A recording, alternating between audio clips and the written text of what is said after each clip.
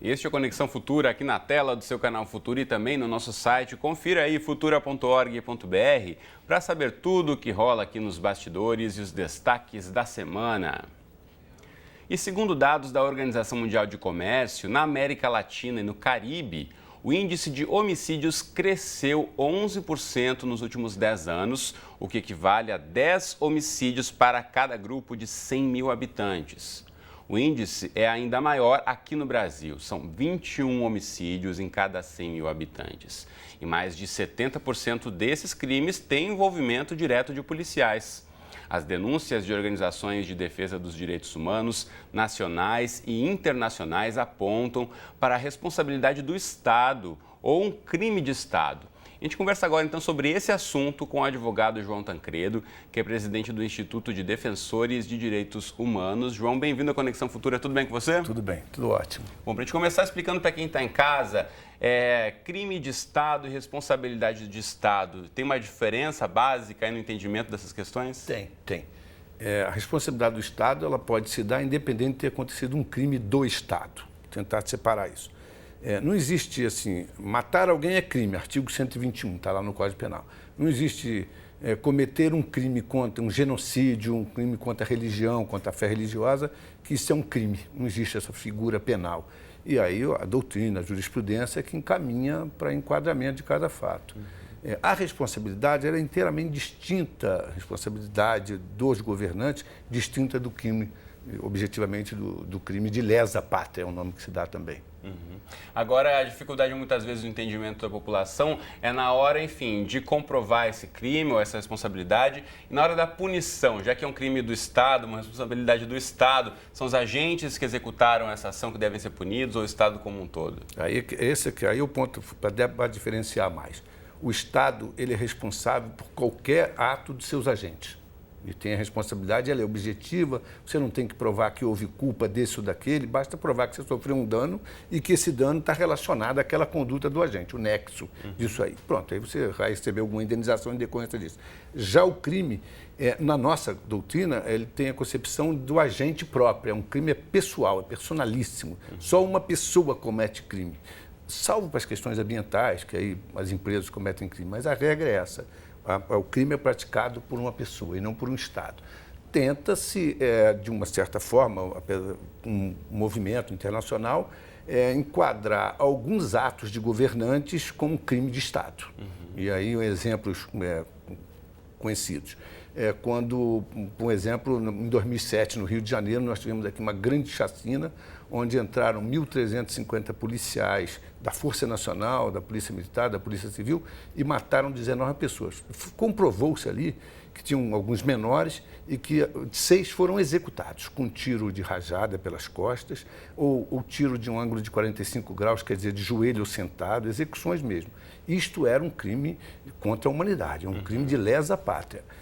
Ato contínuo, um presidente da República chega e diz objetivamente que não é possível entrar nas favelas jogando pétalas de rosa, tem que entrar de maneira agressiva mesmo. Isso poderia, de certa forma, ser entendido como uma forma de incitar esse tipo de ação pelos agentes do Estado. Muito bem, a incitação do agente pelo Estado. Aí é um chefe de Estado incitando o agente. Isso pode configurar um crime de humanidade, contra a humanidade. É o que está se tentando fazer. O Estado foi responsabilizado por algumas mortes nessa questão do alemão, mas em diversos outros casos não tem responsabilidade. Como eu abri aqui o programa citando um estudo da Organização Mundial de Comércio, mostra aí que 70% dos homicídios tem algum tipo de envolvimento dos policiais, ou seja, os policiais brasileiros são treinados, de certa forma, para uma ação mais violenta que acaba resultando aí em mortes de tantas pessoas. A organização Human Rights Watch, uma ONG internacional que trabalha com a questão dos direitos humanos e da prevenção da violência em diversos países, aponta não só a polícia aqui do Rio de Janeiro, como a de São Paulo também, dentro de um relatório bem extenso que fala uma série de casos. E dentro dessa questão a gente sabe, vemos aí semanalmente nos noticiários a questão do envolvimento dos policiais em atos violentos. E a grande questão é, repensar a polícia seria uma das soluções, um dos caminhos, João? Acho que sim. Quando você atribui uma conduta criminosa a um policial que está muitas das vezes cumprindo ordem ali na frente, no chamado front de batalha, isso é um equívoco. Você encontra hoje no hospital psiquiátrico da PM diversos policiais em tratamento em razão disso. Nós temos que pensar também nesse lado. Há uma ficção de uma guerra. Os governantes criaram uma ficção. Nós estamos numa guerra, então temos que combater com armas essa guerra. Isso não vai chegar a lugar algum, nunca, porque essa não é a solução. A gente sempre sabe que não. O número de mortes por habitantes e o crime continua exatamente igual. A gente tem que repensar o que fazer em relação à segurança pública, que não é essa medida que está aí.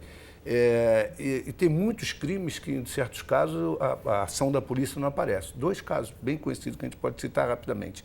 O caso aqui também no Rio de Janeiro, infelizmente, nós estamos servindo sempre de exemplo a isso, no Alto do Sumaré. Os policiais levaram 3 garotos para o Alto do Sumaré e um acabou morto de maneira bárbara. E os policiais diziam que aquilo ali era para cumprir meta. Né?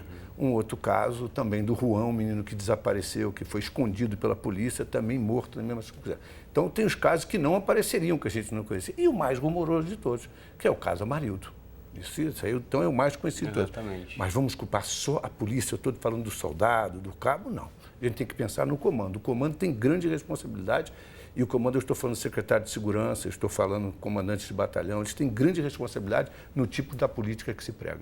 A gente pensar no Brasil como um todo, temos aí a Polícia Civil e Polícia Militar, a militar tendo, né, essa influência direta de formação pelo Exército. Isso tem uma influência nesses dados de violência? Ou a gente tentar repensar o papel dessas 2 polícias? Muito já se discutiu sobre talvez aí uma forma de unificar o trabalho das 2. Como você avalia isso? Isso é bem importante, mas eu acho que polícia não vai resolver a questão da segurança, porque a questão não é de polícia. A questão é de outra. É a prevenção, né? Não é chegar na ponta e ver o que fazer. Né? Agora você fala, vamos reduzir a maioridade penal para 16 anos. Então, daqui a pouco para 10, daqui a pouco para 2, daqui a pouco vai se criar o berço cadeia. E a gente já se vê aí a população brasileira, que é a 4ª ou a 5ª mais populosa entre pessoas presas no mundo. Isso só tem crescido, exponencialmente nas últimas décadas. Muito. E a solução a gente já viu que não é essa. A gente tem que repensar a solução. Ela imediata não é. Não adianta a sociedade querer que tenha uma resposta para já, não vai ter nunca.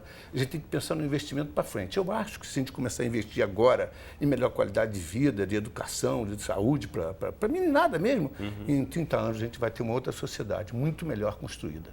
Bom, mas a gente está caminhando para isso? 30 anos é um prazo, não se faz nada. Médio prazo, mas como é que você avalia? Se a gente está, de fato, tendo investimento nessa área? Não se faz nada. Daqui a 30 anos nós vamos estar pior, porque não se faz nada nesse sentido. É o abandono completo.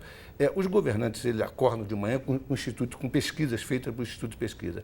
Infelizmente, a classe média, apoia grande número de atrocidades militares praticadas por policiais, porque elas acham que isso vai resolver quando mata alguém na favela. Quando mata alguém no asfalto rico, não. Mas na favela pode matar à vontade, não tem problema nenhum, porque aquele é traficante mesmo, é pobre, que está cometendo crime. Agora, essa imagem que você está colocando como um estereótipo, muitas vezes também é reforçada pelos próprios governantes. Muito reforçada. Ela é estimulada, ela é pregada por isso. Tem frase do governador do Rio de Janeiro dizendo que população nascida em Copacabana, Tijuca, bairros mais nobres, população padrão Suécia. Agora, nascidos na Rocinha, Chapéu Mangueira e outros morros mais, padrão África. É uma fábrica de marginais. Isso é uma frase que eu estou dizendo entre aspas. E nesse caso, esse governante não poderia ser vítima de um processo? É o que a gente sustenta, porque isso é um estímulo, né? Exatamente. Quer dizer, dizer que aquelas pessoas pobres, os pobres são marginais. Essa é a leitura simples. Eu não tenho dúvida que ele deveria responder por um crime contra a humanidade, um crime de lesa à humanidade, de fato.